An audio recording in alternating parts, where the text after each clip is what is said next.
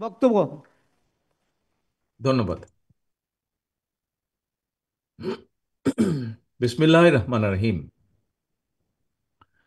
National people's party এনপিপির 18তম প্রতিষ্ঠাবার্ষিকী উপলক্ষে আজকের এই আলোচনা সভার সম্মানিত সভাপতি ডক্টর ফরিদুজ্জামান ফরিদ, উপস্থিত বিভিন্ন শ্রেণী পেশা, জ্ঞানী গুণী বিশিষ্টজন, উপস্থিত জাতীয়তাবাদী সমমনা জোটের নেতৃবৃন্দ, শিক্ষাবিদ, সিভিল সোসাইটির প্রতিনিধিগণ এবং সামনে উপস্থিত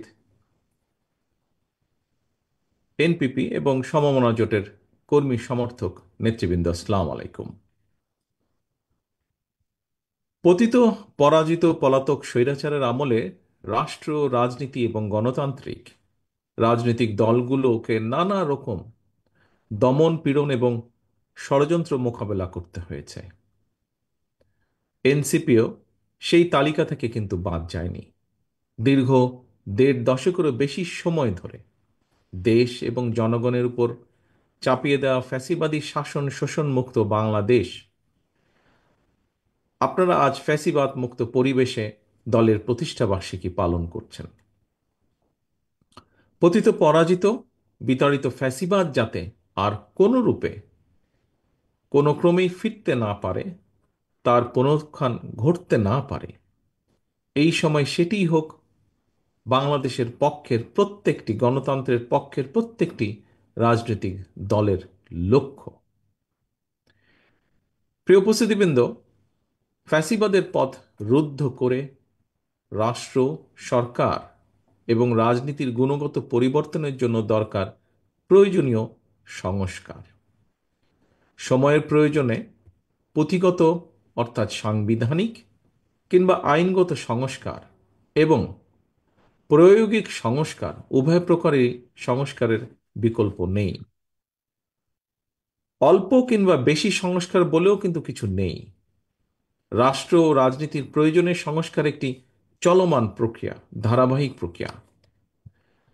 তবে আমার কাছে মনে হয় পুঁথিগত সংস্কারের চেয়েও প্রায়োগিক সংস্কার বরং অনেক বেশি জরুরি।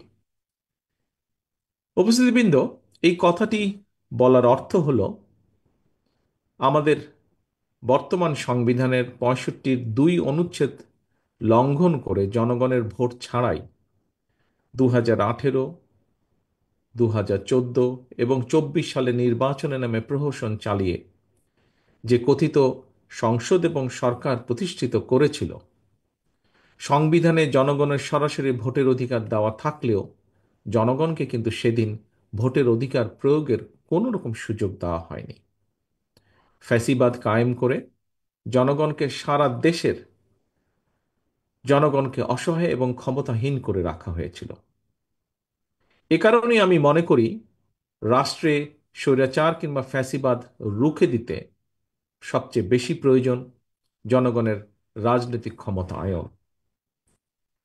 জনগণের সরাসরি ভোটে নির্বাচিত প্রতিনিধিদের নিয়ে সংসদ, সরকার গঠিত হলে অবশ্যই সেই সরকার জনগণের কাছে জবাবদিহি করতে বাধ্য এবং এর মাধ্যমে রাষ্ট্রের নাগরিকদের রাজনৈতিক ক্ষমতা নিশ্চিত হয়। দেশে জনগণের রাজনৈতিক ক্ষমতা নিশ্চিত থাকলে সরকারের পক্ষে ফ্যাসিবাদী চরিত্র ধারণ করা সহজ হয় না। সরাসরি ভোটে নির্বাচিত সরকার, অন্তর্বর্তীকালীন সরকার কিংবা তত্ত্বাবধায়ক সরকার, সরকারের চরিত্র যাই হোক, সরকারকে জনগণের কাছে জবাবদিহি করতে বাধ্য করা না গেলে ক্ষমতাসীন সরকার হয়তো নিজেদের অজান্তেই স্বৈরাচারী হয়ে ওঠে।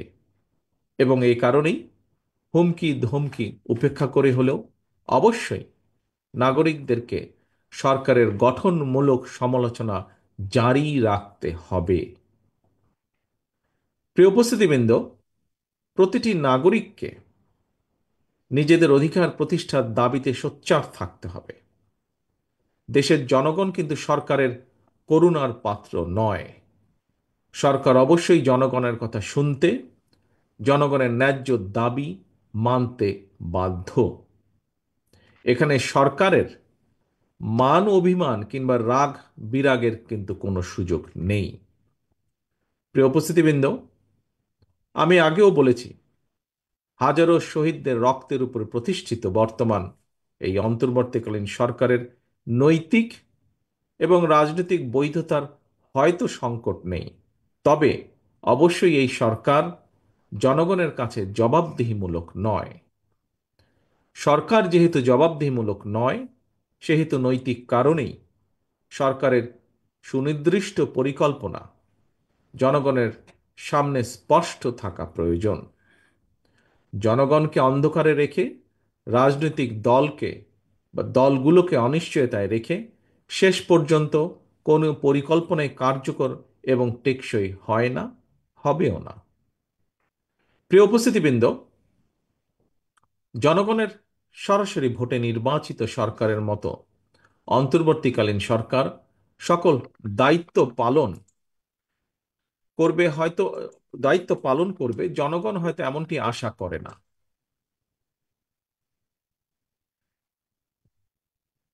তারপরেও সরকারকে নিয়মমাফিক কিছু কাজ করতে হয়। এরই ধারাবাহিকতায় দেশের বিভিন্ন শ্রেণী পেশা মানুষের সমস্যা সম্ভাবনা সম্পর্কে সরজমিন অভিজ্ঞতা না থাকলেও অন্তর্বর্তীকালীন সরকারকে নিয়মমাফিক চলতি অর্থ বছরের বাজেট ঘোষণা করতে হবে। অতীত অভিজ্ঞতায় দেখা গিয়েছে, প্রতিটি বছর প্রতিটি বছর জাতীয় বাজেট বাস্তবায়নের ক্ষেত্রে ঘাটতি বাজেট হচ্ছে মূল প্রতিবন্ধকতা।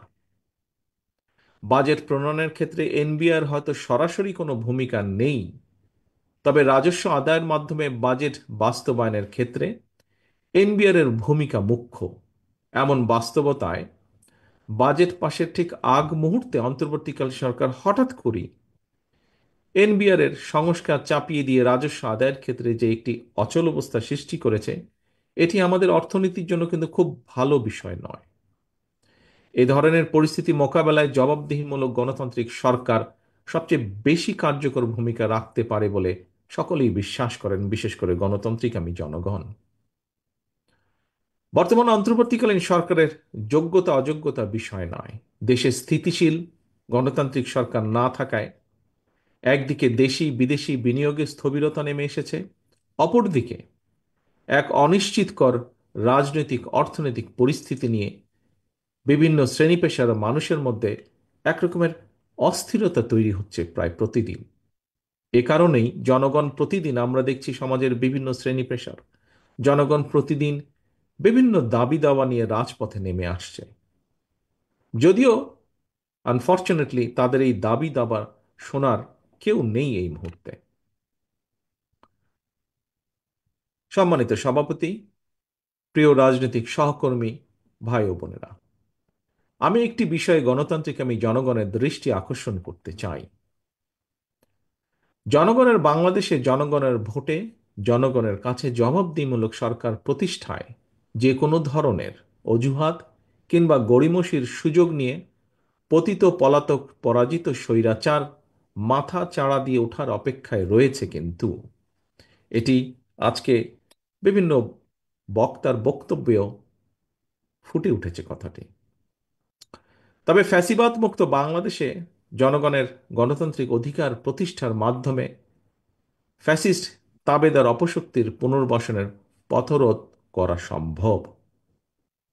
আমরা নিজ নিজ দলীয় আদর্শ এবং কর্মসূচি বাস্তবায়নের ক্ষেত্রে ফ্যাসিবাদ বিরোধী রাজনৈতিক দলগুলোর মধ্যে প্রক্রিয়া বা পদ্ধতিগত বিরোধ দৃশ্যমান হলেও আমি দৃঢ়ভাবে বিশ্বাস করি দেশ এবং জনগণের বৃহত্তর স্বার্থে ফ্যাসিবাদ উত্থান মোকাবেলায় একতরফা ইস্যুতে বাংলাদেশের গণতান্ত্রিক আমি জনগণ বিগত 5ই আগস্টের মতনই ঐক্যবদ্ধ। প্রিয় উপস্থিতিবৃন্দ, সম্মানিত অতিথিবৃন্দ, সম্মানিত সভাপতি, অন্তর্বর্তীকালীন সরকার প্রধানের সঙ্গে দেখা করে রাজনৈতিক দলগুলো আবারও জাতীয় নির্বাচনের তারিখ, দিন, সুস্পষ্ট দিনক্ষণ ঘোষণার দাবি জানিয়েছে। বিএনপির দাবি, আগামী ডিসেম্বরের ভেতরে জাতীয় নির্বাচন অনুষ্ঠিত হতে হবে।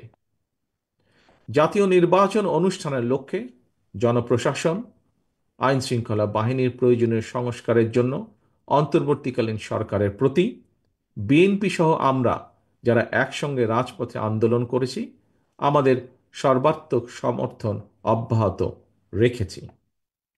সুতরাং দেশে বিদেশে সম্মানিত দক্ষ এবং যোগ্য ব্যক্তিত্ব অন্তর্বর্তীকালীন সরকার প্রধানের নেতৃত্বে জনগণ অবিলম্বে দেশের ইতিহাসের সবচেয়ে অবাধ, নিরপেক্ষ একটি জাতীয় নির্বাচন দেখতে পাবে।